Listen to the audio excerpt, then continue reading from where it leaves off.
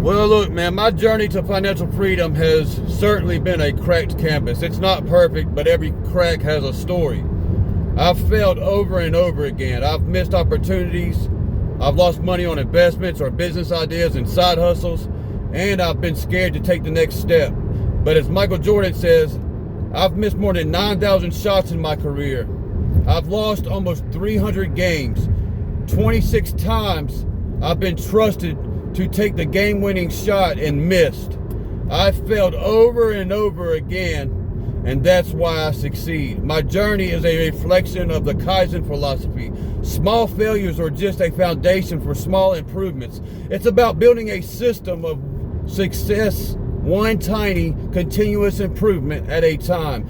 If you're ready to start building your own perfect but imperfect cracked canvas, get my free Kaizen Kickstart checklist to begin your journey.